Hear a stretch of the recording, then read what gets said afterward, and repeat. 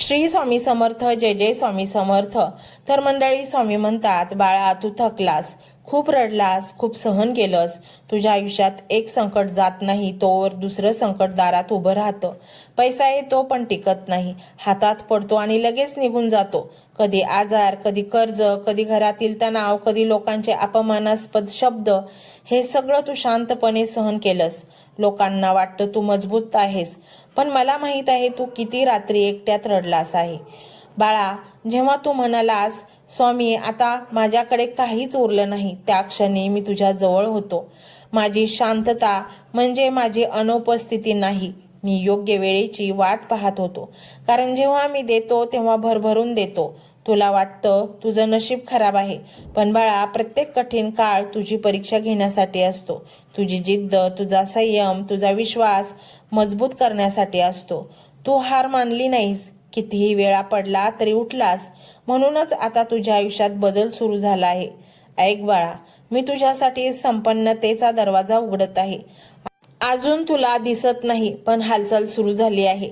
जिथे काम अडकले आहे तिथे मार्ग निघणार आहे. जिथे पैसे थांबले आहेत तिथे प्रवाह सुरू होणार आहे. जिथे लोकांनी तुला नाकारलं तिथेच तुला मान मिळणार आहे. तू विचार करतोस कधी संपेल हा त्रास. मी सांगतो आता संपत आला आहे. तू अनंत कष्ट केले आहेत. तुझ्या हाताची घट्ट झालेली त्वचा, तुझ्या कपाळावरच्या रेषा, तुझ्या मनातील वेदना, मला सगळं दिसतं. आणि आता तुझ्या कष्टाचं फळ देण्याची वेळ आली आहे. बाळा, पैसा ही ऊर्जा आहे आणि ती ऊर्जा तुझ्याकडे येणार आहे. पण त्यासाठी मनात भीती नको. माझ्याकडे टिकत नाही हा विचार सोड. त्याऐवजी म्हण, मी पात्र आहे, माझ्यावर स्वामी कृपा आहे. हा विचार बदल सुरू करतो. तुझ्या घरात शांतता येईल, वाद कमी होतील, तुझ्या कुटुंबात समजूतदार वाढेल. जे हात रिकामे होते ते भरतील. तू जे स्वप्न पाहिली होतीस ते पूर्ण होऊ लागतील. तू शिखरावर जाणार आहेस बाळा, पण शिखर म्हणजे मोठा पैसा नाही. शिखर म्हणजे आत्मसन्मान. शिखर म्हणजे लोकांच्या डोळ्यातील आदर. शिखर म्हणजे मनातील समाधान. आणि हे सगळं तुला मिळणार आहे. मी तुझ्या पुढील प्रत्येक पावलात आहे. जेव्हा तू एखादा निर्णय घेणार असशील तेव्हा मी तुला योग्य विचार देईन. चुकीच्या संगतीपासून वाचवेन, चुकीच्या व्यवहारापासून थांबवेन. कारण माझी कृपा म्हणजे फक्त पैसा नाही, तर योग्य बुद्धी आहे. तुझ्या प्रारब्धात बदल होत आहेत. जे अडथळे होते ते एक एक करून दूर होत आहेत. ज्या लोकांनी तुला कमी लेखलं तेच लोक तुझ्या यशाकडे बघून आश्चर्यचकित होतील. पण लक्षात ठेव, नम्रता सोडू नकोस, कारण नम्र मनावरच माझी कृपा जास्त राहते. तू जेव्हा पूर्णपणे निराश झाला होतास तेव्हा मी तुझी परीक्षा घेत नव्हतो, मी तुला मजबूत बनवत होतो. कारण मोठं यश फक्त मजबूत मनालाच पेलता येतं. आणि तू आता तयार आहेस. आता भीती सोड, चिंता सोड, काय होईल हा प्रश्न सोड. कारण तुझं चांगलं होणार आहे. तुझ्या आयुष्यात स्थैर्य येणार आहे. तुझ्या हातात पैसा टिकणार आहे. तुझ्या घरात आनंदाचे क्षण वाढणार आहेत. रोज सकाळी माझं नाव घे, श्री स्वामी समर्थ म्हण. श्रद्धेने घे, घाईने नाही, मनापासून घे. आणि बघ, तुझ्या मनात एक शांत शक्ती उतरेल. त्या शांततेतून मार्ग दिसेल. तुझ्या आयुष्यात लवकरच एक चांगली बातमी येईल. एखादं काम जमेल, एखादी संधी मिळेल, एखादं कर्ज कमी होईल. आणि त्या क्षणी तुला जाणवेल, स्वामींनी ऐकलं. बाळा, तुझा काळ बदलत आहे. अंधार मागे सरत आहे, प्रकाश पुढे येत आहे. तुझ्या कष्टाचं सोनं होणार आहे. तुझ्या डोळ्यातील अश्रू आनंदात बदलणार आहेत. तू एकटा नाहीस, मी तुझ्या पाठीशी आहे. तुझ्या प्रत्येक श्वासात माझं संरक्षण आहे. तुझ्या प्रत्येक प्रयत्नात माझा आशीर्वाद आहे. तुझ्या प्रत्येक यशात माझी कृपा आहे. आता मनात ठाम विश्वास ठेव, माझं चांगलं होणार आहे. मी उंच जाणार आहे. माझ्या स्वामींची कृपा आहे. शांतपणे हात जोड आणि म्हण, श्री स्वामी समर्थ. तुझ्या जीवनात आता समृद्धी, शांती आणि यशाचा नवीन अध्याय सुरू होत आहे.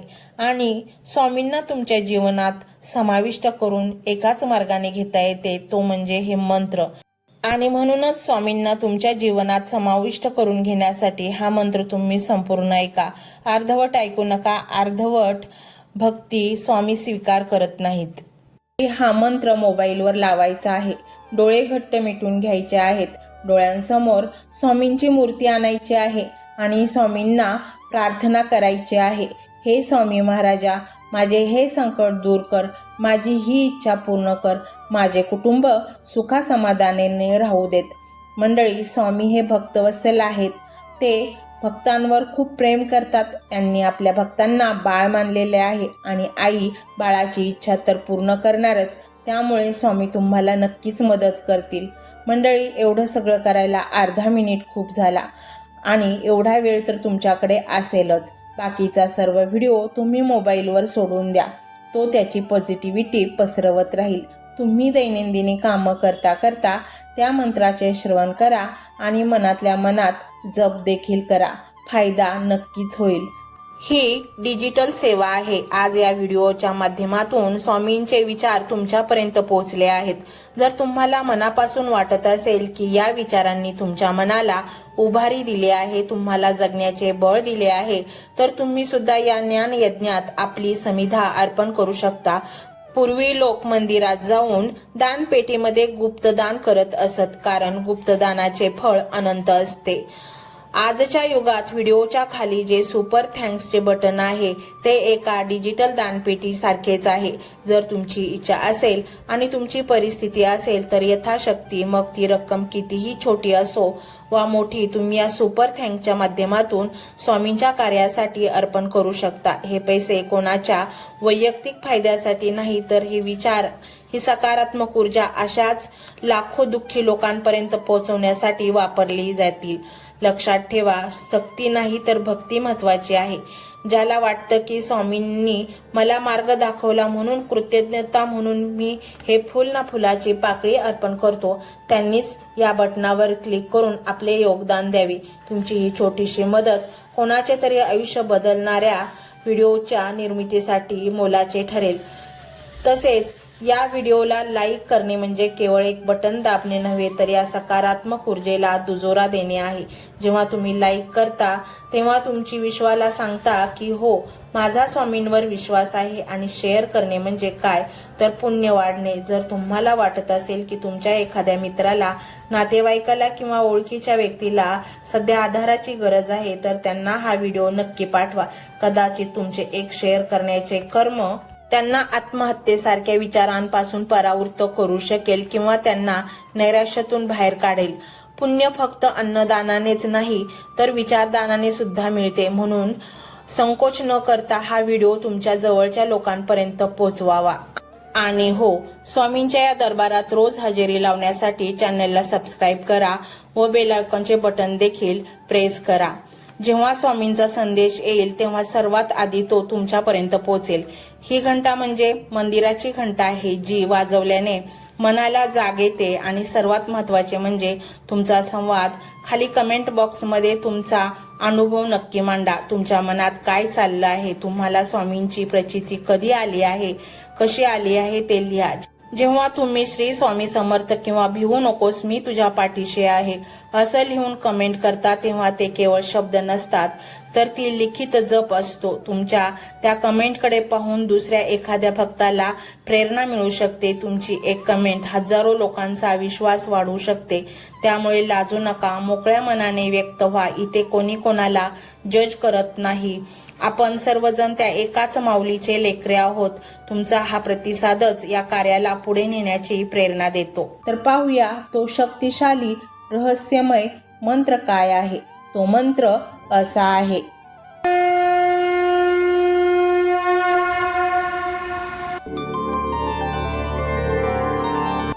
ओम सर्व विश्वचालकाय धनसंपत्ती प्रदानाय स्वामी समर्थाय नमो नमः. ओम सर्व विश्वचालकाय धनसंपत्ती प्रदानाय स्वामी समर्थाय नमो नमः. ओम सर्व विश्वचालकाय धनसंपत्ती प्रदानाय स्वामी समर्थाय नमो नमः. ओम सर्व विश्वचालकाय धनसंपत्ती प्रदानाय स्वामी समर्थाय नमो नमः। ओम सर्वविश्वचालकाय धनसंपत्ती प्रदानाय स्वामी समर्थाय नमो नमः। ओम सर्वविश्वचालकाय धनसंपत्ती प्रदानाय स्वामी समर्थाय नमो नमः।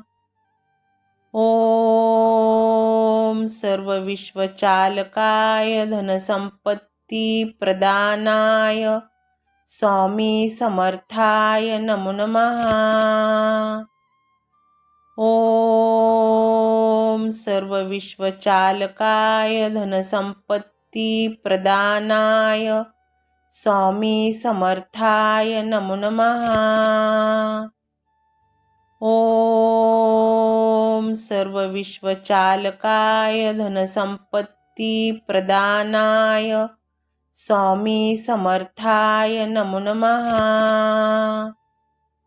ओम सर्वविश्वचालकाय धनसंपत्ती प्रदानाय स्वामी समर्थाय नमो नमः।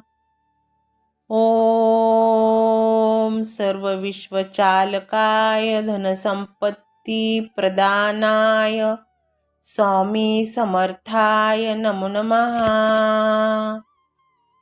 ओम सर्वविश्वचालकाय धनसंपत्ती प्रदानाय स्वामी समर्थाय नमो नमः। ओम सर्वविश्वचालकाय धनसंपत्ती प्रदानाय स्वामी समर्थाय नमो नमः। ओम सर्वविश्वचालकाय धनसंपत्ती प्रदानाय स्वामी समर्थाय नमो नमः। ओम सर्वविश्वचालकाय धनसंपत्ती प्रदानाय स्वामी समर्थाय नमो नमः। ओम सर्वविश्वचालकाय धनसंपत्ती प्रदानाय स्वामी समर्थाय नमो नमः। ओम सर्वविश्वचालकाय धनसंपत्ती प्रदानाय स्वामी समर्थाय नमो नमः। ओम सर्वविश्वचालकाय धनसंपत्ती प्रदानाय स्वामी समर्थाय नमो नमः। ओम सर्वविश्वचालकाय धनसंपत्ती प्रदानाय स्वामी समर्थाय नमो नमः। ओम सर्वविश्वचालकाय धनसंपत्ती प्रदानाय स्वामी समर्थाय नमो नमः। ओम सर्वविश्वचालकाय धनसंपत्ती प्रदानाय स्वामी समर्थाय नमो नमः। ओम सर्वविश्वचालकाय धनसंपत्ती प्रदानाय स्वामी समर्थाय नमो नमः। ओम सर्वविश्वचालकाय धनसंपत्ती प्रदानाय स्वामी समर्थाय नमो नमः। ओम सर्वविश्वचालकाय धनसंपत्ती प्रदानाय स्वामी समर्थाय नमो नमः। ओम सर्वविश्वचालकाय धनसंपत्ती प्रदानाय स्वामी समर्थाय नमो नमः। ओम सर्व विश्वचालकाय धनसंपत्ती प्रदानाय स्वामी समर्थाय नमो नमः। ओम सर्व विश्वचालकाय धनसंपत्ती प्रदानाय स्वामी समर्थाय नमो नमः। ओम सर्व विश्वचालकाय धनसंपत्ती प्रदानाय स्वामी समर्थाय नमो नमः। ओम सर्व विश्वचालकाय धनसंपत्ती प्रदानाय स्वामी समर्थाय नमो नमः। ओम सर्व विश्वचालकाय धनसंपत्ती प्रदानाय स्वामी समर्थाय नमो नमः। ओम सर्व विश्वचालकाय धनसंपत्ती प्रदानाय स्वामी समर्थाय नमो नमः। ओम सर्व विश्वचालकाय धनसंपत्ती प्रदानाय स्वामी समर्थाय नमो नमः। ओम सर्व विश्वचालकाय धनसंपत्ती प्रदानाय स्वामी समर्थाय नमो नमः। ओम सर्व विश्वचालकाय धनसंपत्ती प्रदानाय स्वामी समर्थाय नमो नमः। ओम सर्व विश्वचालकाय धनसंपत्ती प्रदानाय स्वामी समर्थाय नमो नमः। ओम सर्व विश्वचालकाय धनसंपत्ती प्रदानाय स्वामी समर्थाय नमो नमः।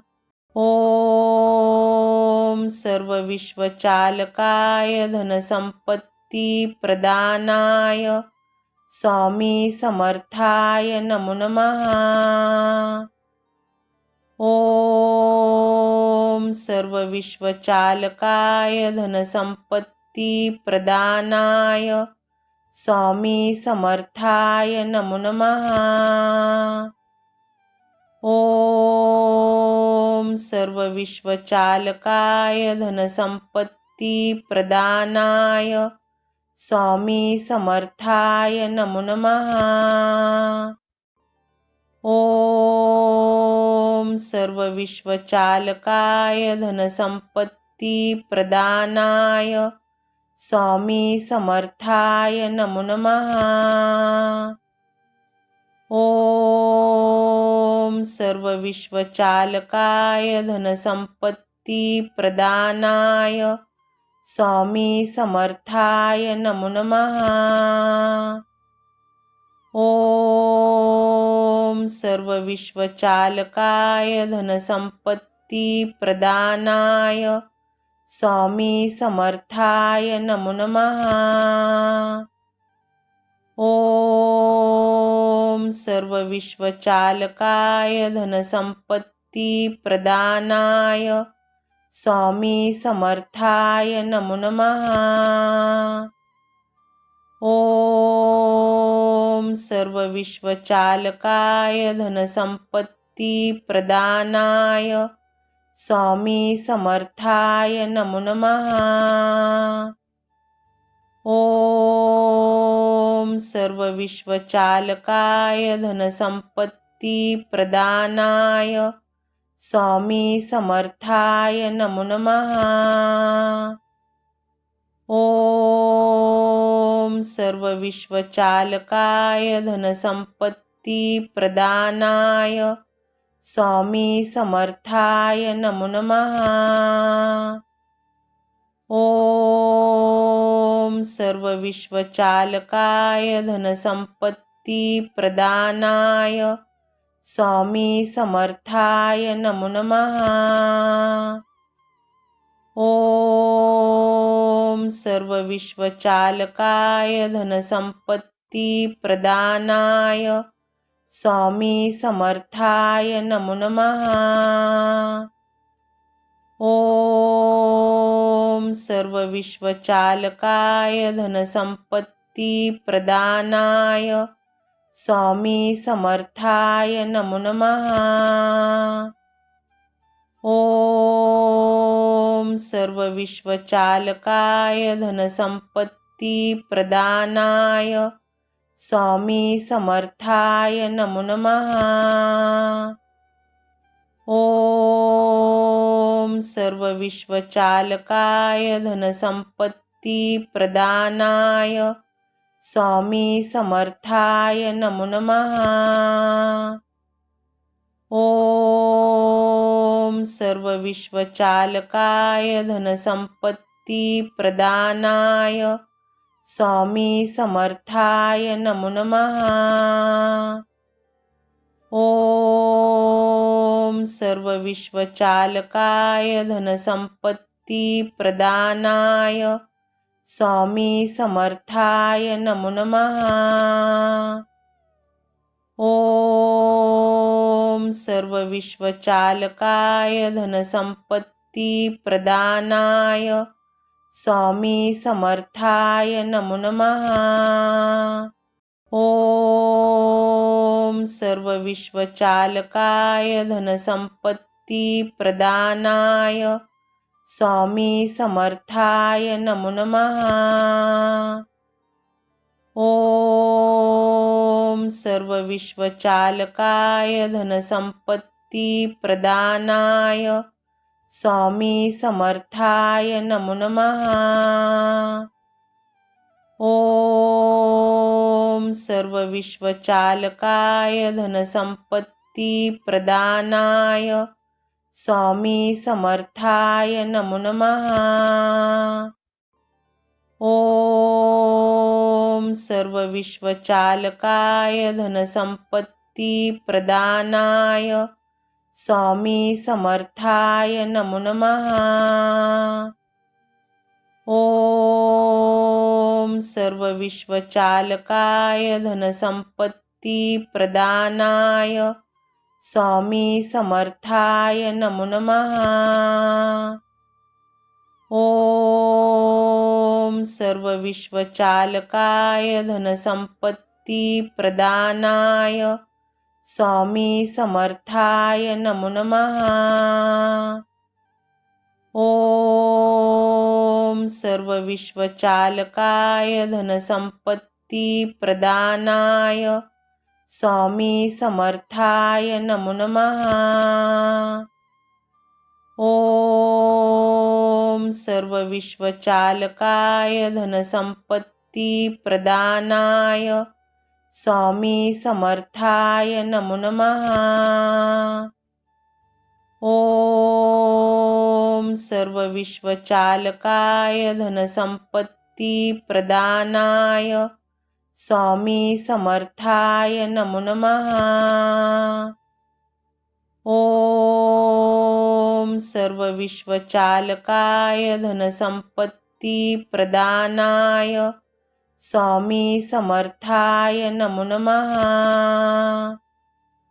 ओम सर्वविश्वचालकाय धनसंपत्ती प्रदानाय स्वामी समर्थाय नमो नमः। ओम सर्वविश्वचालकाय धनसंपत्ती प्रदानाय स्वामी समर्थाय नमो नमः। ओम सर्वविश्वचालकाय धनसंपत्ती प्रदानाय स्वामी समर्थाय नमो नमः। ओम सर्वविश्वचालकाय धनसंपत्ती प्रदानाय स्वामी समर्थाय नमो नमः। ओम सर्वविश्वचालकाय धनसंपत्तिप्रदानाय स्वामी समर्थाय नमो नमः। ॐ सर्वविश्वचालकाय धनसंपत्तिप्रदानाय स्वामी समर्थाय नमो नमः। ॐ सर्वविश्वचालकाय धनसंपत्तिप्रदानाय स्वामी समर्थाय नमो नमः। ॐ सर्वविश्वचालकाय धनसंपत्तिप्रदानाय स्वामी समर्थाय नमो नमः। ॐ सर्वविश्वचालकाय धनसंपत्तिप्रदानाय स्वामी समर्थाय नमो नमः। ॐ सर्वविश्वचालकाय धनसंपत्तिप्रदानाय स्वामी समर्थाय नमो नमः। ॐ सर्वविश्वचालकाय धनसंपत्तिप्रदानाय स्वामी समर्थाय नमो नमः। ॐ सर्वविश्वचालकाय धनसंपत्तिप्रदानाय स्वामी समर्थाय नमो नमः। ॐ सर्वविश्वचालकाय धनसंपत्तिप्रदानाय स्वामी समर्थाय नमो नमः। ॐ सर्वविश्वचालकाय धनसंपत्तिप्रदानाय स्वामी समर्थाय नमो नमः। ॐ सर्वविश्वचालकाय धनसंपत्तिप्रदानाय स्वामी समर्थाय नमो नमः।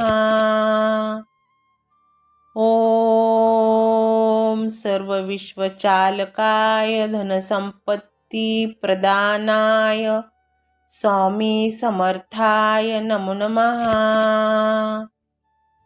ॐ सर्वविश्वचालकाय धनसंपत्तिप्रदानाय स्वामी समर्थाय नमो नमः।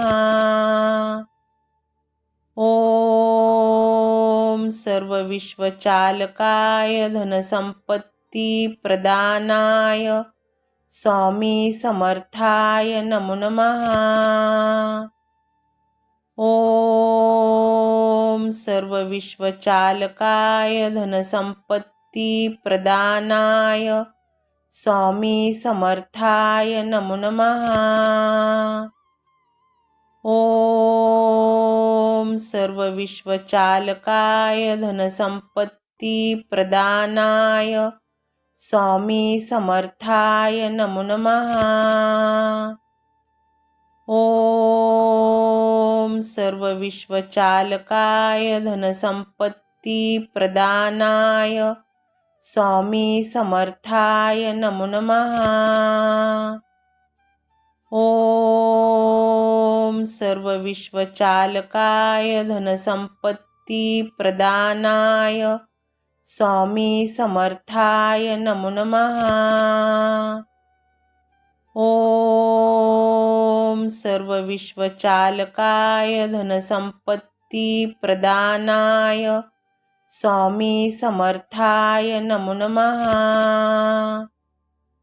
ॐ सर्वविश्वचालकाय धनसंपत्तिप्रदानाय स्वामी समर्थाय नमो नमः। ॐ सर्वविश्वचालकाय धनसंपत्तिप्रदानाय स्वामी समर्थाय नमो नमः। ॐ सर्वविश्वचालकाय धनसंपत्तिप्रदानाय स्वामी समर्थाय नमो नमः। ओम सर्व विश्वचालकाय धनसंपत्ती प्रदानाय स्वामी समर्थाय नमो नमः। ओम सर्व विश्वचालकाय धनसंपत्ती प्रदानाय स्वामी समर्थाय नमो नमः। ओम सर्व विश्वचालकाय धनसंपत्ती प्रदानाय स्वामी समर्थाय नमो नमः। ओम सर्व विश्वचालकाय धनसंपत्ती प्रदानाय स्वामी समर्थाय नमो नमः। ओम सर्व विश्वचालकाय धनसंपत्ती प्रदानाय स्वामी समर्थाय नमो नमः। ओम सर्व विश्वचालकाय धनसंपत्ती प्रदानाय स्वामी समर्थाय नमो नमः। ओम सर्व विश्वचालकाय धनसंपत्ती प्रदानाय स्वामी समर्थाय नमो नमः। ओम सर्व विश्वचालकाय धनसंपत्ती प्रदानाय स्वामी समर्थाय नमो नमः। ओम सर्व विश्वचालकाय धनसंपत्ती प्रदानाय स्वामी समर्थाय नमो नमः। ओम सर्व विश्वचालकाय धनसंपत्ती प्रदानाय स्वामी समर्थाय नमो नमः। ओम सर्व विश्वचालकाय धनसंपत्ती प्रदानाय स्वामी समर्थाय नमो नमः। ओम सर्व विश्वचालकाय धनसंपत्ती प्रदानाय स्वामी समर्थाय नमो नमः। ओम सर्व विश्वचालकाय धनसंपत्ती प्रदानाय स्वामी समर्थाय नमो नमः। ओम सर्व विश्वचालकाय धनसंपत्ती प्रदानाय स्वामी समर्थाय नमो नमः। ओम सर्व विश्वचालकाय धनसंपत्ती प्रदानाय स्वामी समर्थाय नमो नमः। ओम सर्व विश्वचालकाय धनसंपत्ती प्रदानाय स्वामी समर्थाय नमो नमः। ओम सर्व विश्वचालकाय धनसंपत्ती प्रदानाय स्वामी समर्थाय नमो नमः। ओम सर्व विश्वचालकाय धनसंपत्ती प्रदानाय स्वामी समर्थाय नमो नमः।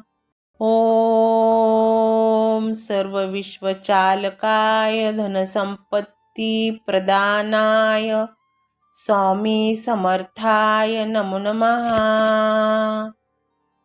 ओम सर्व विश्वचालकाय धनसंपत्ती प्रदानाय स्वामी समर्थाय नमो नमः। ओम सर्व विश्वचालकाय धनसंपत्ती प्रदानाय स्वामी समर्थाय नमो नमः। ओम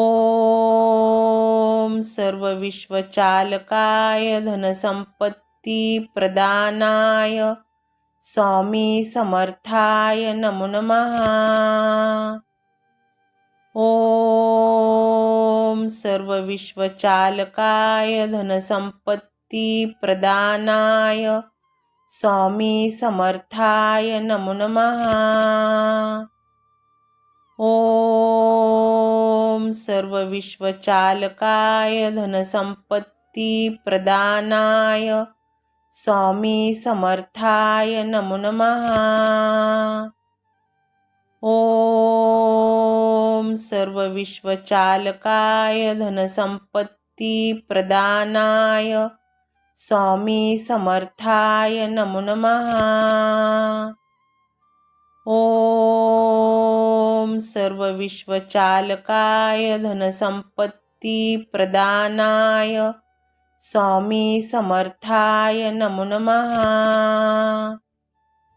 ओम सर्वविश्वचालकाय धनसंपत्तिप्रदानाय स्वामी समर्थाय नमो नमः। ओम सर्वविश्वचालकाय धनसंपत्तिप्रदानाय स्वामी समर्थाय नमो नमः। ओम सर्वविश्वचालकाय धनसंपत्तिप्रदानाय स्वामी समर्थाय नमो नमः। ओम सर्वविश्वचालकाय धनसंपत्तिप्रदानाय स्वामी समर्थाय नमो नमः। ओम सर्वविश्वचालकाय धनसंपत्तिप्रदानाय स्वामी समर्थाय नमो नमः।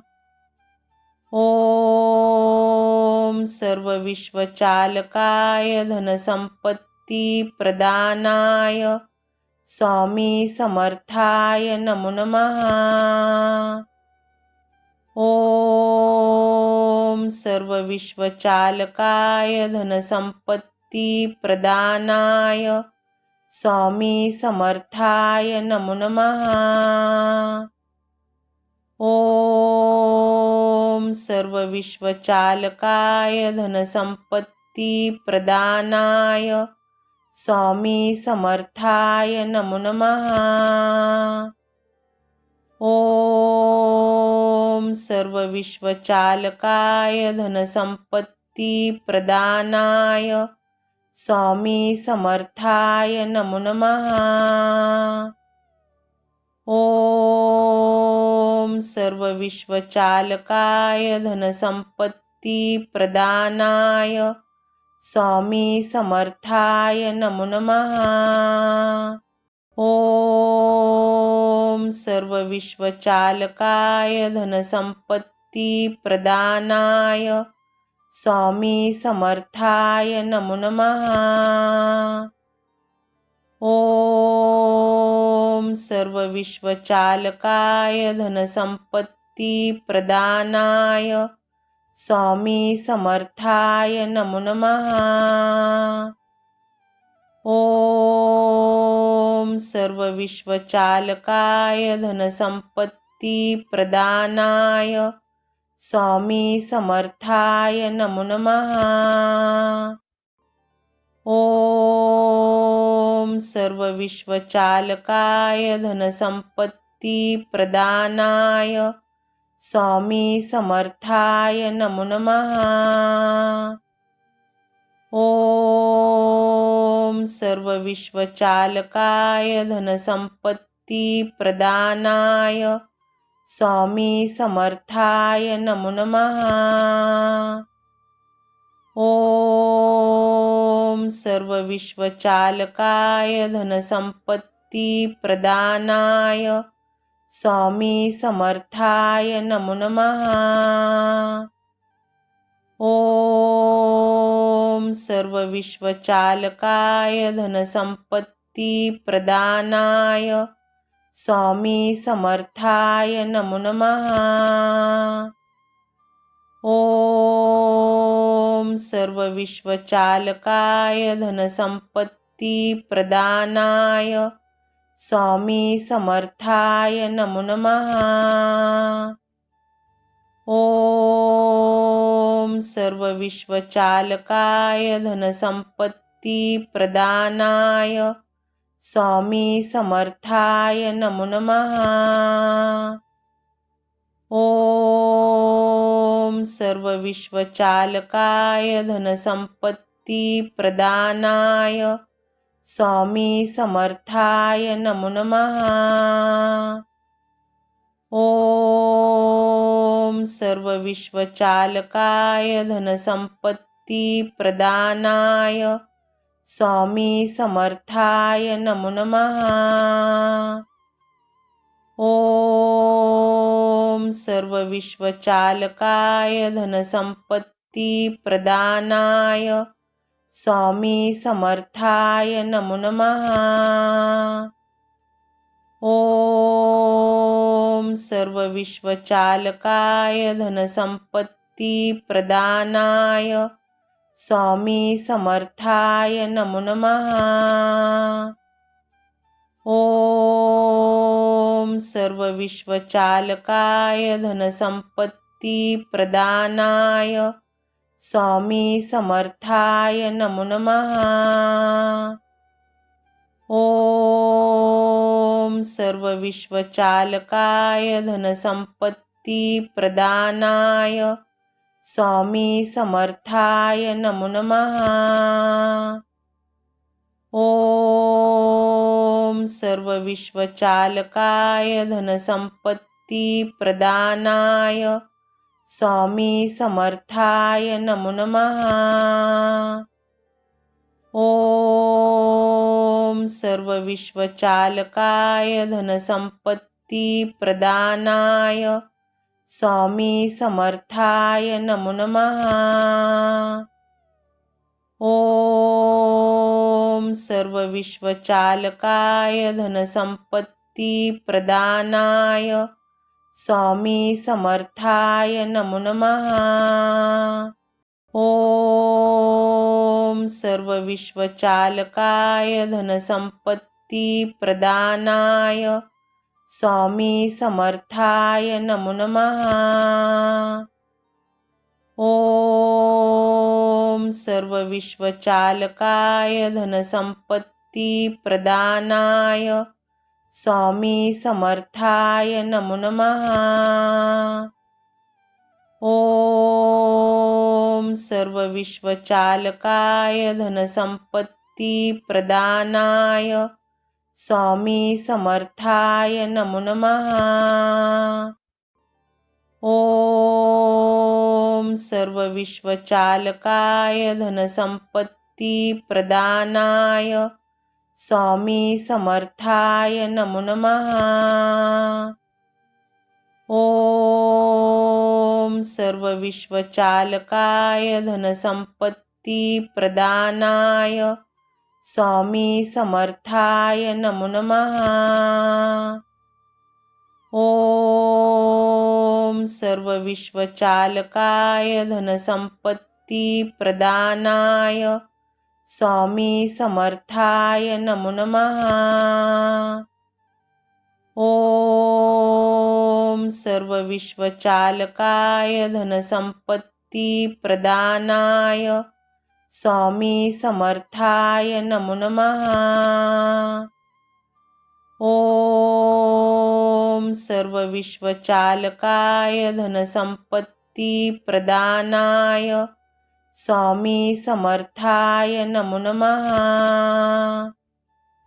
ओम सर्व विश्वचालकाय धनसंपत्ती प्रदानाय स्वामी समर्थाय नमो नमः। ओम सर्व विश्वचालकाय धनसंपत्ती प्रदानाय स्वामी समर्थाय नमो नमः। ओम सर्वविश्वचालकाय धनसंपत्तिप्रदानाय स्वामी समर्थाय नमो नमः।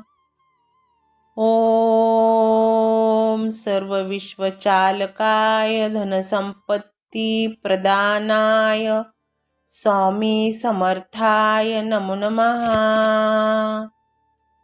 ॐ सर्वविश्वचालकाय धनसंपत्तिप्रदानाय स्वामी समर्थाय नमो नमः। ॐ सर्वविश्वचालकाय धनसंपत्तिप्रदानाय स्वामी समर्थाय नमो नमः। ॐ सर्वविश्वचालकाय धनसंपत्तिप्रदानाय स्वामी समर्थाय नमो नमः। ॐ सर्वविश्वचालकाय धनसंपत्तिप्रदानाय स्वामी समर्थाय नमो नमः। ॐ सर्वविश्वचालकाय धनसंपत्तिप्रदानाय स्वामी समर्थाय नमो नमः। ॐ सर्वविश्वचालकाय धनसंपत्तिप्रदानाय स्वामी समर्थाय नमो नमः। ॐ सर्वविश्वचालकाय धनसंपत्तिप्रदानाय स्वामी समर्थाय नमो नमः।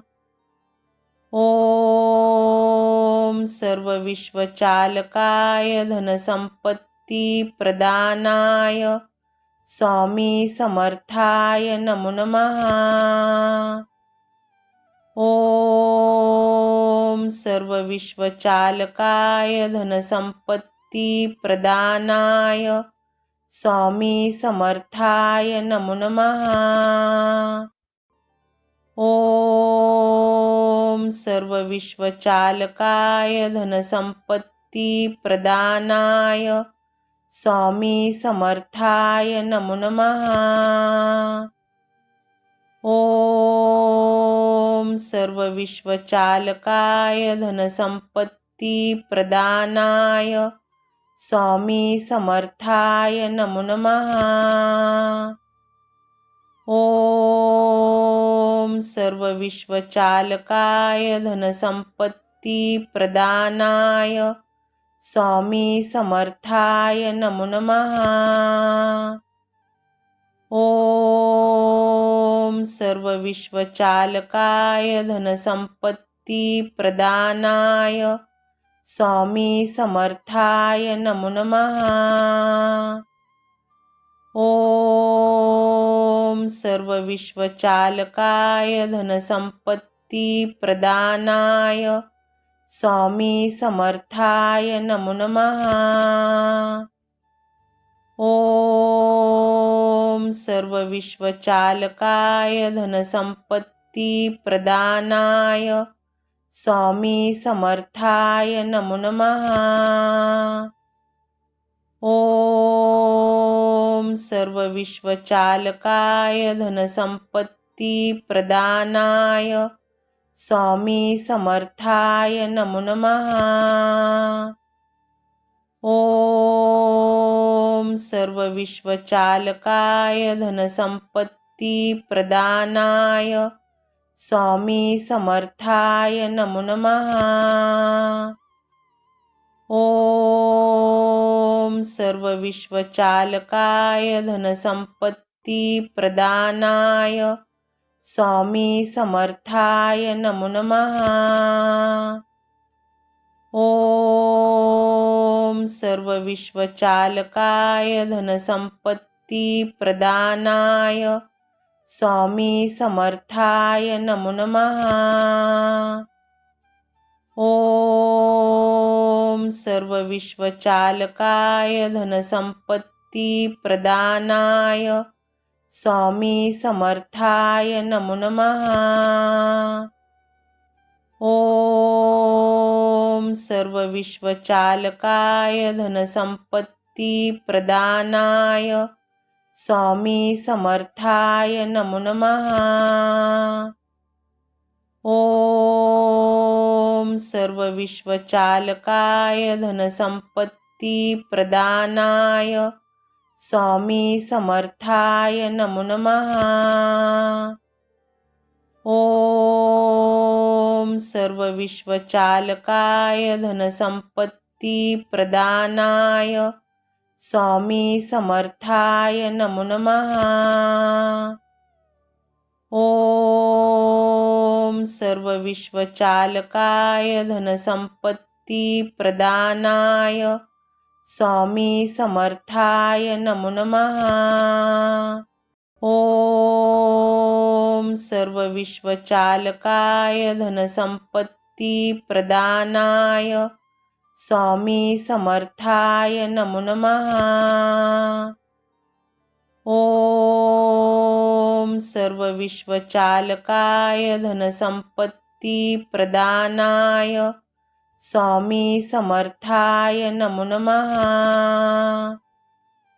ओम सर्व विश्वचालकाय धनसंपत्ती प्रदानाय स्वामी समर्थाय नमो नमः। ओम सर्व विश्वचालकाय धनसंपत्ती प्रदानाय स्वामी समर्थाय नमो नमः। ओम सर्व विश्वचालकाय धनसंपत्ती प्रदानाय स्वामी समर्थाय नमो नमः। ओम सर्व विश्वचालकाय धनसंपत्ती प्रदानाय स्वामी समर्थाय नमो नमः। ओम सर्व विश्वचालकाय धनसंपत्ती प्रदानाय स्वामी समर्थाय नमो नमः।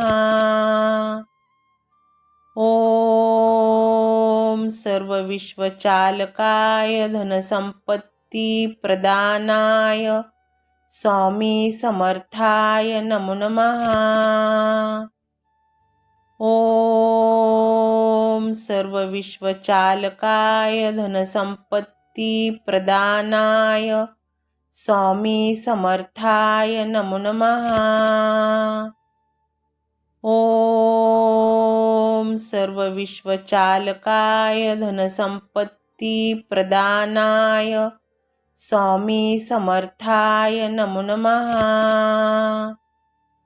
ओम सर्व विश्वचालकाय धनसंपत्ती प्रदानाय स्वामी समर्थाय नमो नमः।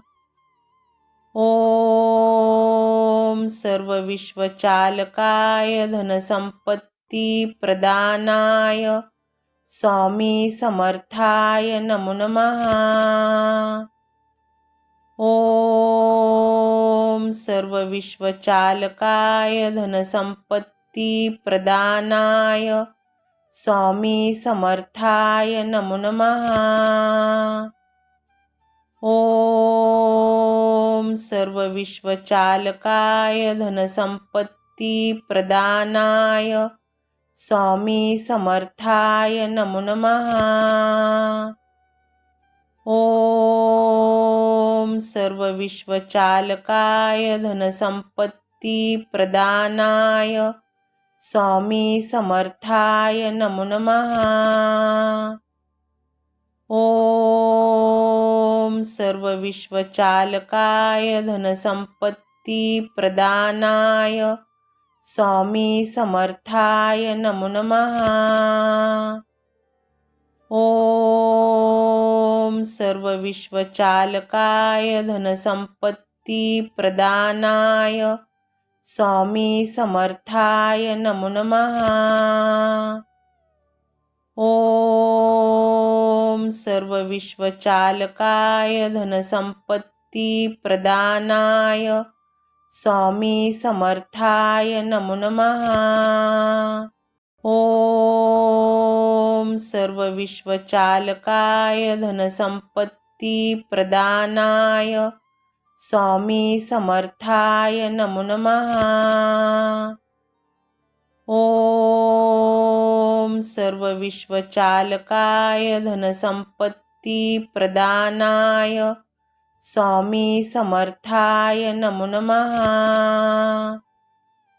ॐ सर्वविश्वचालकाय धनसंपत्ती प्रदानाय स्वामी समर्थाय नमो नमः।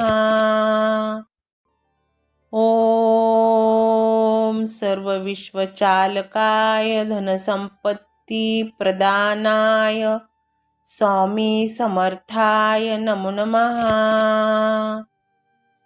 ॐ